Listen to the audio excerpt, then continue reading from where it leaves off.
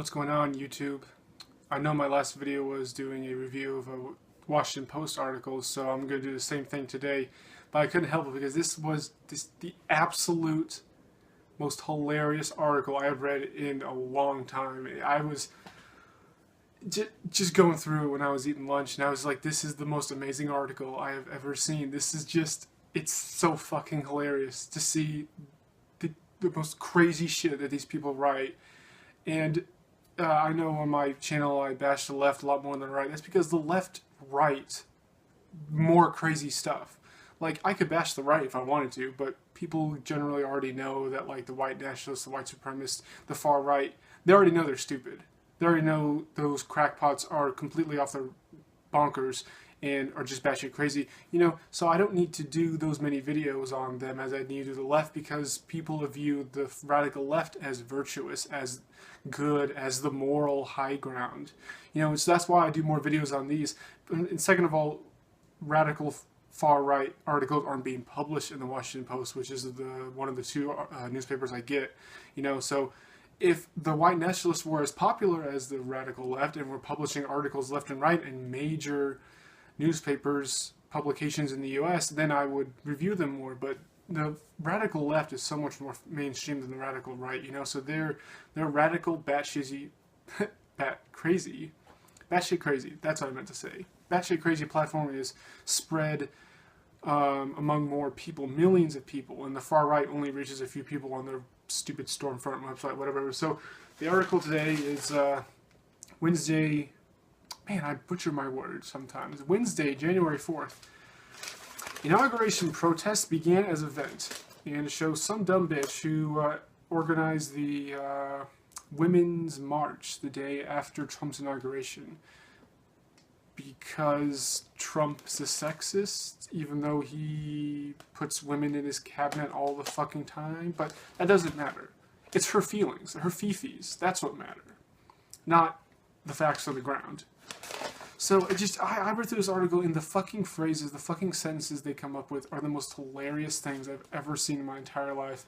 So this woman, she was triggered. Like, she admits she's triggered, which is the first funny thing. These people admit that they're triggered, and it's just like you use triggered as like a joke, but then people actually admit that they are in fact triggered by certain things, like Trump getting elected. People admit they're actually triggered by it. It's just, okay. So this woman made a protest march the day after Trump's inauguration to protest his inauguration, which is perfectly fine. That's a freedom of speech. You are allowed to protest someone's inauguration if you don't believe the president. I would have been doing it for several last presidents, but that's beside the point. So I'm sorry, I can't get through this. The article goes about normal for a second, blah, blah, blah. She's planning for the march. Planning for the January 21st march got off to a rocky start. Controversy initially flared over the name of the march and whether it was inclusive enough of minorities, particularly African Americans. So here's the first part. These moral busybodies of the left, as Sargon of Akkad calls them, moral busybodies, they spend all day policing each other's thoughts and actions and phrases and whatever, seeing if it's progressive enough or inclusive enough or whatever. Just they constantly jump on these tiny little phrases and then explode it into, oh, that's oppression, that's sexism, that's racism. I just wrote a sentence. Thank you. So the name of the march. People were concerned that the name of the march was not inclusive enough to black people. Can you imagine being so asinine as to give a flaming fuck about whether the name of your march is inclusive enough to every single tiny little minority and social group in America? I mean, this is what the moral busybodies of the left concern themselves with. These are the issues that are in their heads all the fucking time. These are the pressing issues of our time, whether a name of a march is inclusive enough. Because African Americans, they have been excluded from American society. It's not like they dominate sports and they're several famous movie stars, and they're newscasters and they write books, and none of that matters. It's the name of this march, whether it's inclusive or enough. That's what matters. Can you imagine being so occupied as to name anything? If you name an NGO, you name a project, you know, you're a project manager, you name a project. Can you imagine being so fucking retarded as to think, well, is this name, is it inclusive enough? Am I being racist? I mean, just fucking hell. Do you think I have the time to fucking think of that shit? I moved on from my Liberty Creek sweet red wine. That was actually pretty good. I settled for Yellowtail Merlot, which is not as good, but for $6, I mean, you can't beat it. But Liberty Creek's better, in my opinion. Okay, so now we go on further down the rabbit hole. It says African Americans have been excluded from many mainstream feminist organizations. So by this liberal author's admission, mainstream feminist organizations have been racist towards African Americans, which begs the question, why the fuck do we take feminism seriously if feminists themselves say that they have been excluding African Americans on purpose? I mean, just fucking hell. Not only is feminism sexist, but it's racist too. I mean, why would you adhere to that ideology at all? Okay, so then we go further down, blah, blah, blah, blah. I can't read this. It's so hard just to read these sentences.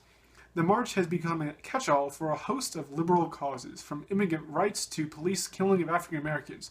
But at its heart is the demand for equal rights for women.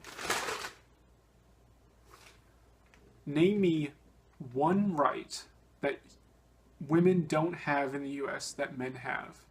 Name one right that men have that women don't have is another way of phrasing it. I ask feminists this all the fucking time.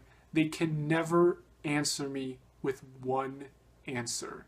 Because discriminating based on gender is already illegal under the U.S. If you feel you have been discriminated against because of your gender, you can go to the police about it. You can file a complaint. You can go to court because of it. These women honestly think they don't have the equal rights as men. They live in the liberal fantasy world where we live in a capitalist white patriarchy, whatever stupid fucking term they come up with, and they honestly think that men are at the top and we enjoy all these privileges and all this money and all this power, and women have women have none of it whatsoever. They are the underprivileged class at the bottom of the pyramid. And I'm thinking to myself, you know, all these feminist women tell me all these things about how they're being oppressed and anything. It's just like, look at your bank statement. Look at your car. Look at your house. Look at your neighborhood. Look at your access to healthcare versus my no healthcare whatsoever. How the fucking hell are you oppressed and I'm not? I would gladly switch places with you in a fucking millisecond. I don't care about all these little asinine little details they say is real privilege, like seeing your own race represented on TV or on the news. I don't give a flaming fuck about that. What I care about is, do I have enough money to put food on the table for today? Do I have enough money to put gas in the tank to get to work today? That's what I worry about. These snotty, hidey-tidy, snobby feminists, they have never encountered that problem in their fucking life because they're so fucking privileged. They're middle class or upper class. They never have to think about these problems. But they're the ones that are oppressed, not me. Okay, so here we go, blah, blah, blah, blah, blah. Yeah, so this woman and all these people organizing this march honestly think that women don't have equal rights that men have. I mean, that is just the most laughable fucking thing. Again, name me one right. Under the legal and penal code in this country, name one right that men have that women don't, and they're befuddled. They just, you're sexist for asking that question. I'm sexist for asking a question. Okay, let's go. Well, this is so fucking hilarious. We plan to make a bold and clear statement to this country on a national and local level that we will not be silent and we will not let anyone roll back the rights we have fought and struggled to get, said Tamika Mallory, a veteran organizer and gun control advocate. Do you not see the irony of someone who's trying to take away our Second Amendment rights complain that the Trump administration is going to take away the rights that they fought so hard for? That is fucking hilarious.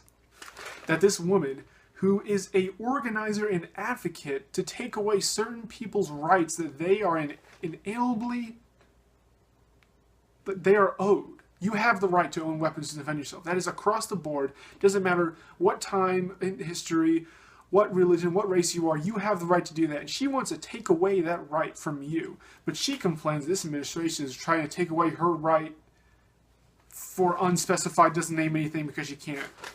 That is the most hilarious fucking thing, is she does not view taking away people's gun rights as taking away people's rights. But yet she says the Trump administration is trying to take away her rights to nothing. It's not in the article. It's nothing. She just can't, she can't name something because women have all the rights that men do. There is no right that we have that women don't. You know, it's fucking hilarious. And then it goes on. Donald Trump's election has triggered a lot of women. Well, no fucking shit. I mean, at least you're admitting, at least you're just being honest, that his election triggered you. You know, just sent you into a fucking frenzy.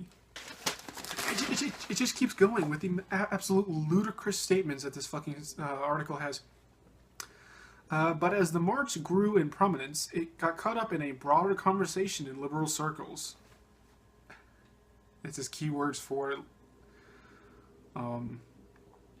liberal echo chambers, where they bounce off these stupid ideas off each other for hours and hours and days and days and years, and then they emerge so batshit crazy compared to the rest of society.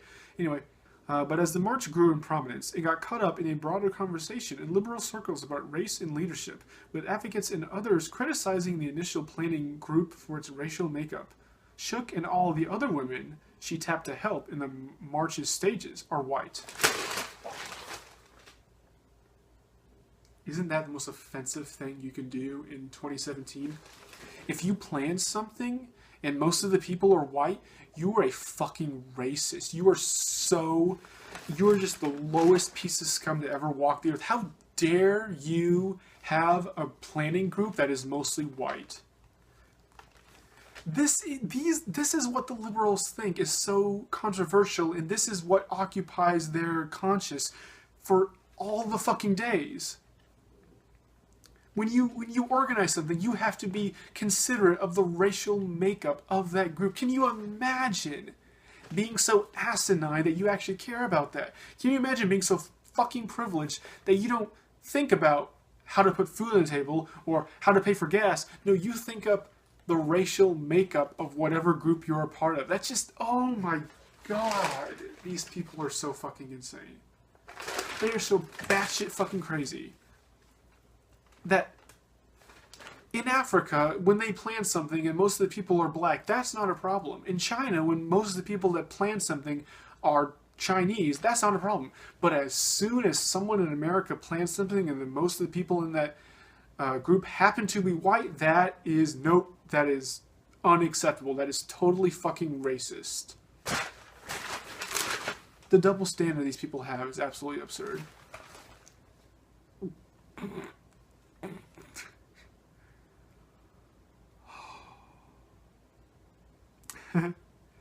The racial concern set off a heated conversation on the group's main Facebook page, with some African American women especially taking umbrage. First of all, you're so fucking privileged that you have the time to argue on Facebook about the racial makeup of a group. I'm sorry I don't have that time, but I'm busy working and running errands and actually doing shit, which apparently you're sitting on your fat fucking ass just arguing over Facebook about the racial makeup of a certain group. These people are so sheltered from reality that they can write this sentence and not see the complete hilarity of it. I mean, it's just, oh my god, it's so fucking funny. So then, overwhelmed and under pressure from other liberals, tone policing them, thought policing them, action policing them, just moral busybodies jumping on their every single fucking tiny little move, overwhelmed and under pressure by that, the original organizers eventually handed the reins to a diverse group of federal female activists. Touchdown, field goal. That is how you make a movement by liberal standards. It has to be diverse and it has to be mostly women.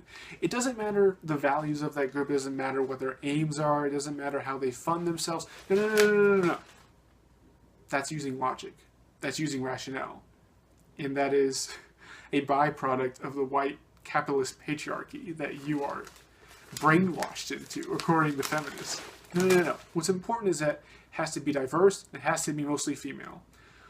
If it's diverse and male, it's sexist.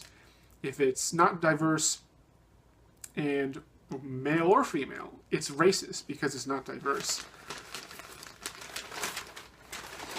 That's all the main highlights of this article I wanted to point out. Just how fucking batshit crazy these people are. That they take the most asinine, tiny little details of something and then blow it up to be oppression.